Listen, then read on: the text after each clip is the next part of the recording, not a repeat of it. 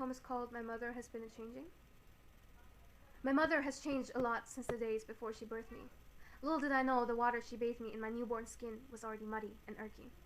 The newborn feet shake in the air as the doctor holds the infant lopsided. The lips quiver a shriek of despair, and then that same body then grows from its fruit leather skin into new ones of snakes and tigers and two-headed cobras. Its shrieks expand from mere sounds that used to clang and bang like pots and pans to lies that shriek louder than the light of the sun. The sun that you never seemed to heed, maybe because you couldn't conquer it either. Go look her in the eyes. Go stare at the sun. Go look at her and singe your corneas to your foresight. Go tell her your lies in 10,000 words of shameless hubris, 10,000 pleas, 10,000 reduced, reused, recycled chain-link spines that prop you up to meet her height, 10,000 hours to spare before she looks back. Don't look back. You might burn 10,000 commands that you have written in your own wet clay body and set by that same sun that grew her flowers and your muddy skeleton and turned you into somebody. So go tell the sun your secrets. Tell her your lies.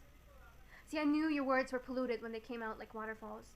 You would stroke my mother's green hair, look in her blue eyes, tell her how much she mattered, and lock her back up in her caged walls. Though you seem to not look at her the same way you used to. The way you can't look at the sun and your own reflection, not because it's too bright, but because it's not there. I want you to know. Her eyes are no longer blue. Because she's changed, but you haven't even noticed. Your finger paint your own saps of ambition, but your thumbs are only green from disposable greed that you transfer, and then red suddenly from touching that sea you parted just so you could turn it into liquor. Out, damn spot, you shout at the moon. Out, you will move my tides and conquer my monsoons no more, for gravity is a habit, and I will follow your phases to the blue if I want to. I don't know how you think you'll survive, because the sky only gets darker the higher you strive. She was the wind, and she was the kite, and you were always the tether, keeping her locked tight. Now the winds blow too hard, and her paper and string body aches. She screams in the sun, she screams with her sisters in arms for her string legs to break, but you keep tethered. But someday she'll drown you with her falling hair, with leaves and feathers.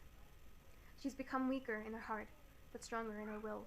This time, she won't hesitate to kill.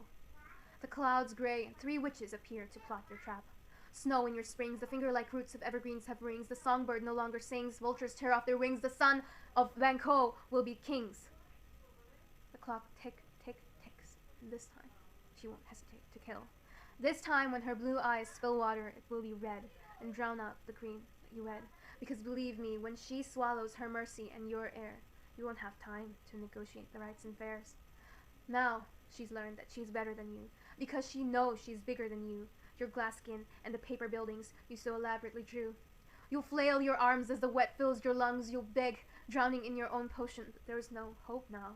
From my mother's previously sweet smile that stretched acres and touched 2 points of the ocean, you'll scream like the first day you were birthed into those murky waters. Scream, Derain, scream, scream now. But you still can't look with your own eyes. Look at your damage, look at your demise, but there is no hope now because you did this to her. You are the reason my mother has changed. Here are some of the rhetorical devices included in this poem.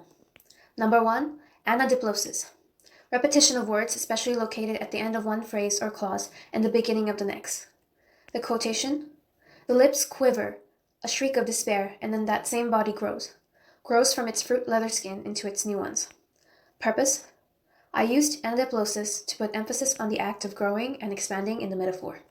Number 2, anaphora, repetition of one or more words at the head of consecutive phrases, clauses, or sentences. Quotation, go look her in the eyes. Go stare at the sun. Go look at her and singe your corneas to your foresight. Go tell her your lies in 10,000 words of shameless hubris. Purpose, I used anaphora in this particular quote to add a sense of forced taunting by repeatedly verbally motioning the phrase go, do an act they cannot do. 3, cacophony. Deliberate use of harsh letter sounds. Quotation, its shriek expands from mere sounds that used to clang and bang like pots and pans. Purpose, I used cacophony in this line to add verbal texture and imagery of sounds. 4, catachresis, a hyperbolic metaphor. Quotation, to lies that shriek louder than the light of the sun. Purpose, I used the catachresis in this quotation to add significance to the metaphor of the sun's light being very powerful. 5. Epanellipsis. Starting and ending a phrase, clause, or a sentence or a passage with the same word or phrase. Quotation. Go look her in the eyes. Go. Purpose. I added epanellipsis to once again add focus on this passage, ushering the action of going over and over again to the reader for impact. Epizeuxis, also called palagogia, refers to the repetition of words multiple times. Quotation. Tick, tick, tick, and this time she won't hesitate to kill. Purpose. I added this line to relate to the common phrase of a clock ticking by the second continuously to add a sense of urgency and to emphasize the importance of time.